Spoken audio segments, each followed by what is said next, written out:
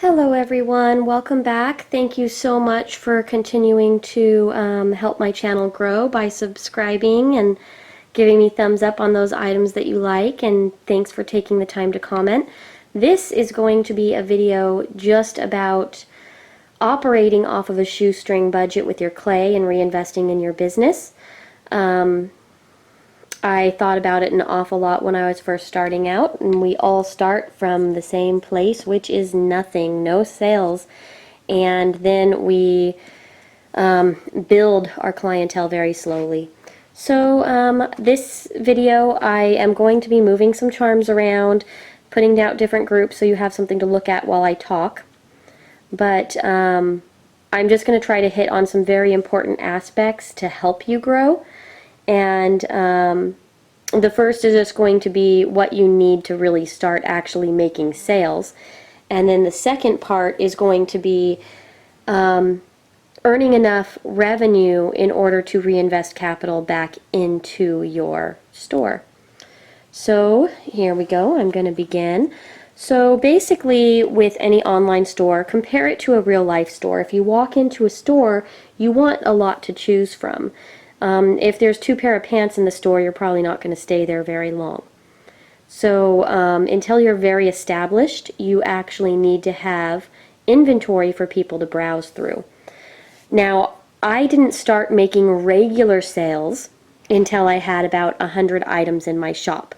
Now, it does take a while to get there, and it does take money to make everything in batches like I do. But that's not how I started, so I wanted to tell you how I started. When I started this business, I knew that I would have to have at least 40 or 50 items up just to interest enough people to hang and look around my shop for a while. So what I did is I started making things in just 1s and 2s, so that way I can make the clay into as many things as possible. So here's some ice cream. Like I said, I'm just going to be moving things around. Let me grab a package of clay. Now, for instance, one of the very first items I made for my shop was using burnt umber from Primo. And what I made with the burnt umber was truffles. I decided, who doesn't like truffles? And I started in September, so I figured it would give me enough time for the holidays. So I made all sorts of different truffles, and it was pretty much the chocolate, and then I had white, and then I had a milk chocolate color. So that's 3 different colors, and you can use them with drizzle and other things. I'm not suggesting truffles be your first thing, but just to give you an idea, I could make, 10, 15 different types of truffles and use just a couple packages of clay doing it. And then other items too, like the ecru and the vanilla ice cream. Those are just a couple colors there. You add a couple more colors, you can get ice cream sandwiches. So what we have 5 colors of clay here. There's 3 different types of items. This one just uses 1 more color of clay. This is the same. And this is actually the same too. So we have all these different kind of ice creams, and we only have like 6 packages of clay, and we didn't use up the full amount of those 6 packages. Something else that you can get from them is a s'mores collection. From the very same package, something else that you can get from them is a bagel. You add your TLS, and you can have cream cheese. If you have that TLS, then you were able to make the eggs and bacon, and you have the same colors, if you get the idea here. So, also blended coffee drinks, mocha, and this. So you get the idea. Now, with all of these together, I didn't even use a full package of clay of each, just to give you an idea. So you can really start off of a shoestring. So I went ahead and I made 1 or 2 of each item, and that way when I sold it, I could pack it up and ship it off. I had the listing, I could just relist it, and then I would start making things as people purchased them. So that allows you to at least get started without having a huge amount of capital. But it really does take a lot of items in the shop before people really start trusting you enough and seeing enough work to know that they'll consistently like you. Which brings us to, how did I get enough capital to reinvest and really grow the business? I thought long and hard about it. I thought about the ways I was going to reach my audience. One of the ways that I decided to reach my audience was a blog. I was very invested in it in the beginning, and I kind of let it go. I haven't been blogging as much as I should, or as much as I would say that you guys should. But you want somebody to be invested in coming back and checking things out. Now, there's a couple ways to do that. When you blog, you have to find a gimmick to get people interested in wanting to come back to your blog. If you find repeat customers, they'll come to your store as long as they see new stuff coming. Because even if they don't like the latest thing that you did, if you post regularly enough, and each time they come back there's something new, they'll come back and check you out, especially if they liked the first things that they got from you. So one key to getting repeat customers is continuing to make new items. Because once they buy everything they're interested in, if you're not producing anything new, they lose interest and they just don't come back. So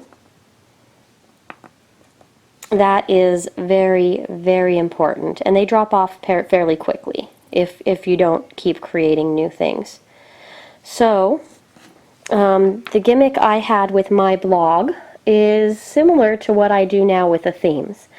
I would announce a theme, and they would make suggestions, and if I made that suggestion for the theme, they would get that particular charm as a prize, like just a thank you for participating. So that got them interested in coming back to my blog, and in the beginning it worked very, very well. I just kind of sidestepped that and slowed down. But the other thing I did that really gave me a jump start, and it allowed me to grow quicker than I otherwise would have, is I did a Charm of the Month Club.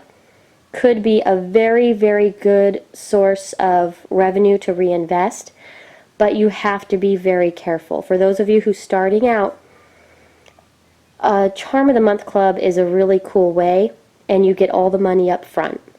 So the way it would work is you would choose a 3-month club, a 6-month club, and a year club. And what you do is you promise X amount of charms once a month for that period of time.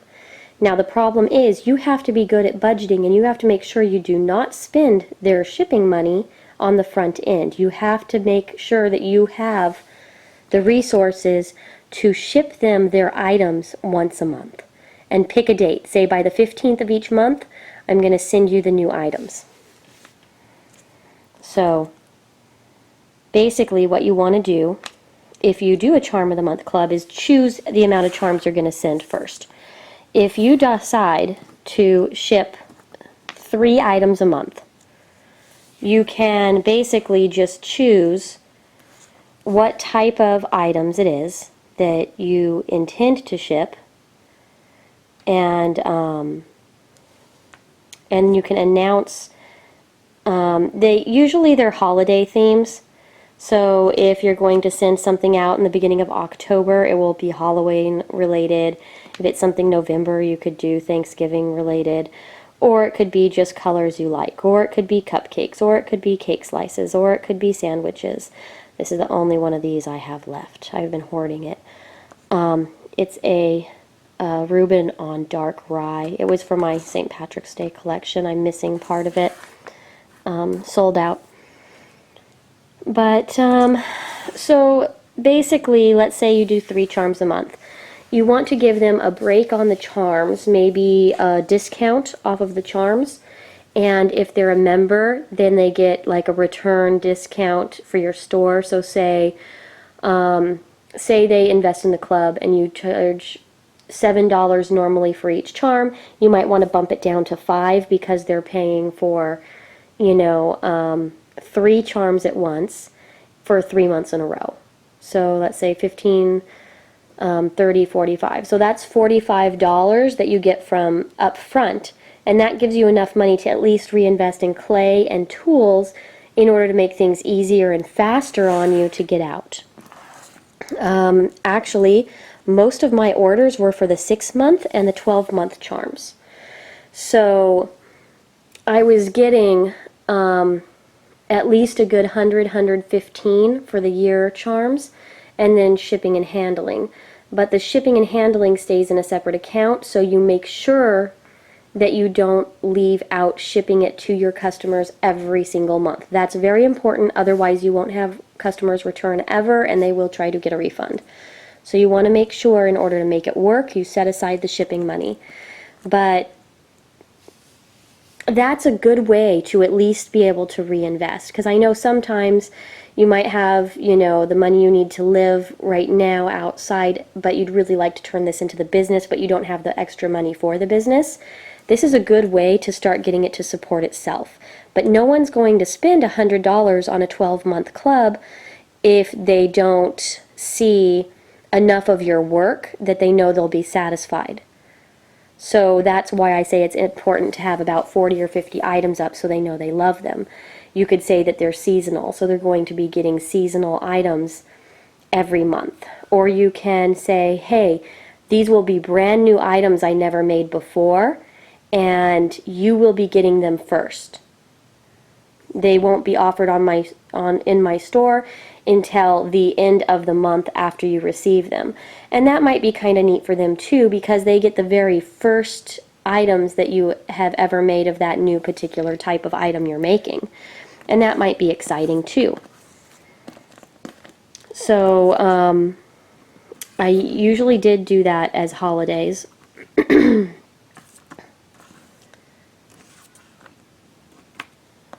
And in the very first pages of my blog, you might see stuff like that. For instance, I know that I had my barbecue theme up there when I did barbecue ribs and watermelon and corn a long time ago. But I really wanted to give you guys at least a good idea, if you're starting up, of how to do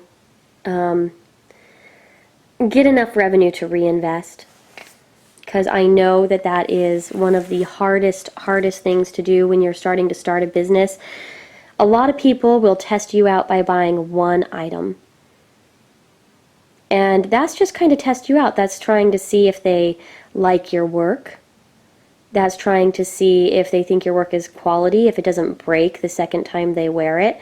So it really is them testing you, and I can't tell you how many people have bought one item one time and then they come back and then they buy more, like 2 items at a time or 3 items at a time or 4. So, but in the beginning, when you're first starting, people buying one item at a time just doesn't allow you to reinvest in your business. It's pretty hard to reinvest in your business if you make a $4 sale, when you're talking about paying Etsy fees and all of these different things. This was part of a Thanksgiving theme, not the pumpkins, but I did 3 different colors of pumpkins. I had a turkey dinner plate that was really realistic. He's not glazed. My pecan pie. And then I had pumpkin pie. Added the pumpkin pie. Another item that is a more high dollar item, and this is something that you could build up to, are the bracelets.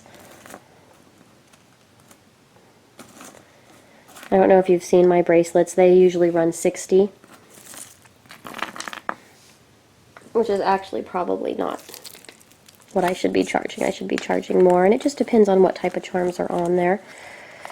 These were my fortune cookies, fortune cookie bracelet, but they're crystals and glass. So that's another idea of a high ticket item.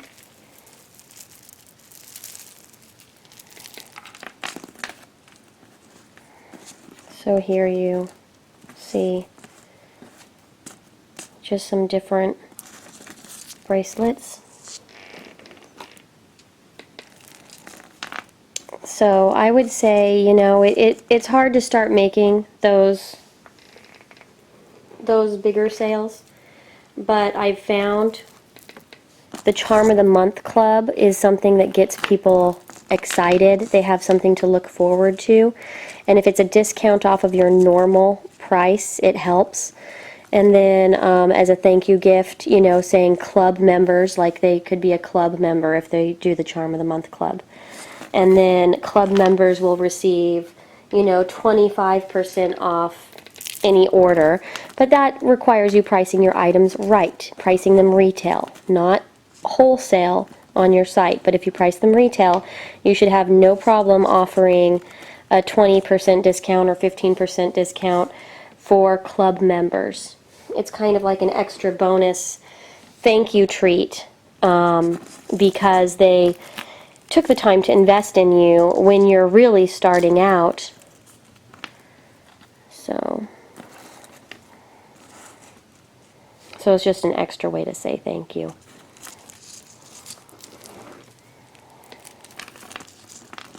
And I hope that this has helped you, or maybe has given you an idea for something that you can do to start building some revenue for your business.